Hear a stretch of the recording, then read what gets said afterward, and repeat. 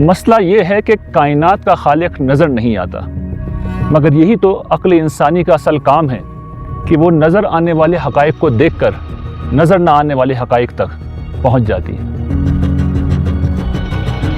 انسان اپنے ارد گرد جس حیرت انگیز دنیا کو دیکھتا ہے وہ عقل انسانی کے سامنے یہ سوال رکھ دیتی ہے کہ اس عظیم کائنات کو کس نے پیدا کیا، پھر اس دنیا میں ایسا نظم، نفع بخشی اور زندگی کے فروغ، تحفظ اور بقا کا یہ اہتمام کس نے کر رکھا ہے۔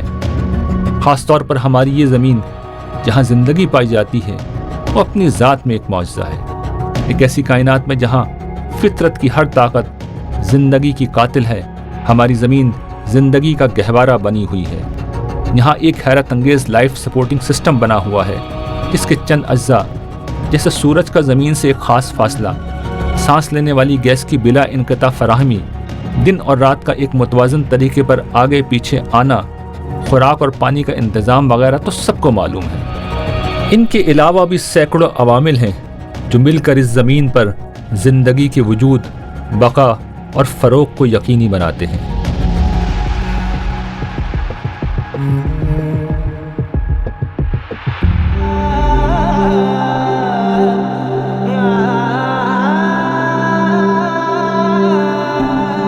اس سوال کا جواب جو انکار خدا کی شکل میں دیا جاتا ہے وہ خوش قسمتی اور اتفاق پر مبنی ایک فکشن کے سوا کچھ نہیں۔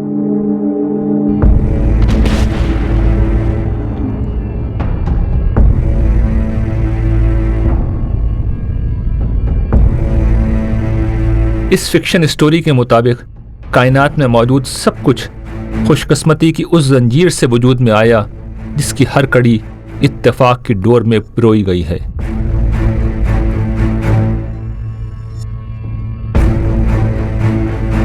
یہ ایک اتفاق ہے کہ اس کائنات میں انتہائی منظم قوانین پائے جاتے ہیں۔ یہ اتفاق ہے کہ سورج زمین سے ایک ایسے فاصلے پر ہے جس کی بنا پر یہاں زندگی ممکن ہوئی۔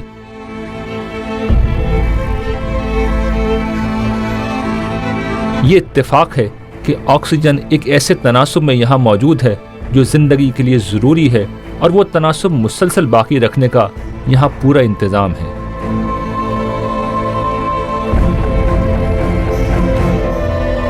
یہ اتفاق ہے کہ یہاں دن اور رات کا سلسلہ ایک خاص ترتیب و توازن سے جاری ہے۔ یہ اتفاق ہے کہ سورج، ہوا، سمندر، بادل، پہاڑ، دریا اور دھرتی مل کر خوراک اور پانی کی مسلسل فراہمی کو یقینی بناتے ہیں۔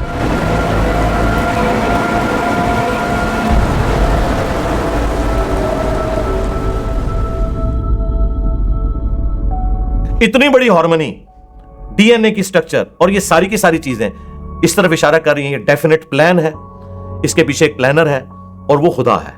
God is the only explanation of all the physical phenomena in this universe.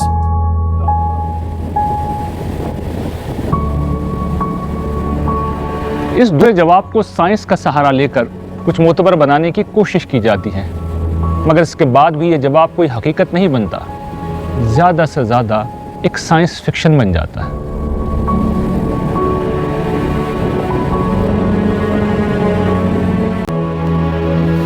اس طرح کے سائنس فکشن پر یقین رکھنے والے لوگ یہ بھول جاتے ہیں کہ سائنس کا دائرہ کار صرف یہ بتانا ہے کہ یہ کائنات کیا ہے اور کیسے چل رہی ہے، اسے کس نے بنایا اور کس نے وہ طبعی قوانین بنائے جن کے تحت یہ چل رہی ہے، یہ بتانا سائنس کا دائرہ کار ہی نہیں۔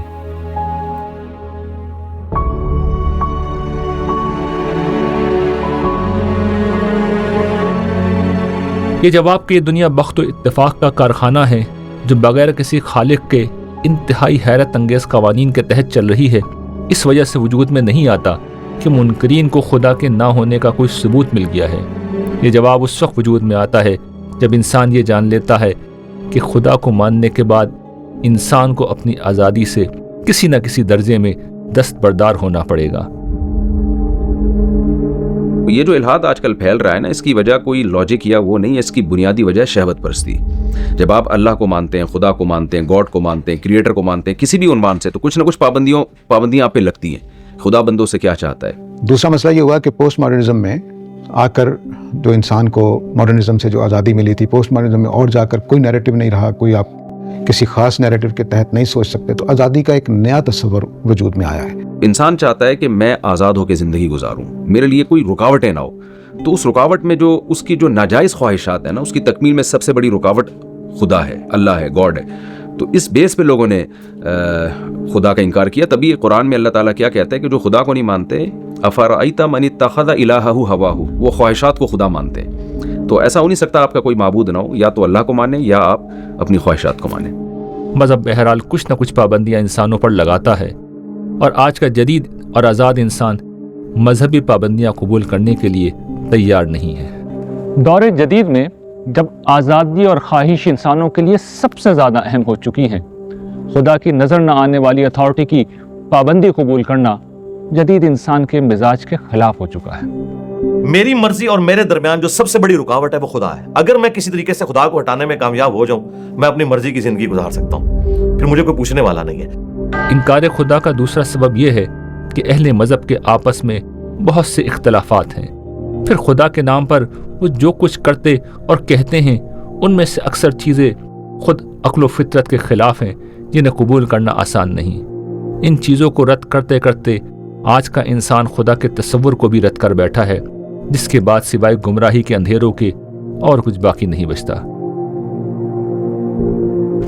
اس کے علاوہ کچھ لوگ وہ ہوتے ہیں جو دنیا کے بارے میں خدا کی اسکیم سمجھ نہیں پاتے، امتحان کی غرض سے اس دنیا میں ہر سو جو ایک نوعیت کی ناتمامی، شر اور فساد نظر آتا ہے، اسے خدا کے نہ ہونے کا ثبوت سمجھ لیتے ہیں۔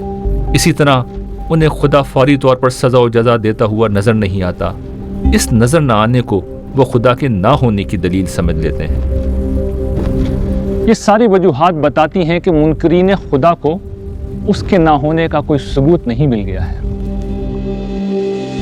حقیقت یہ ہے کہ خدا کا انکار کرنے والے بیشتر لوگ قرآن کریم کی رہنمائی سے محروم ہونے کی بنا پر اس دنیا کے بارے میں خدا کی تخلیقی اسکیم کو سمجھ نہیں پاتے، لیکن انشاءاللہ انسان کی کہانی میں ہم خدا کی اس تخلیقی اسکیم کو تفصیل سے بیان کریں گے جو اس نے قرآن مجید میں اس کائنات کے بارے میں بیان کی ہے، اور جو ہر معقول سوال کا مدلل جواب دیتی۔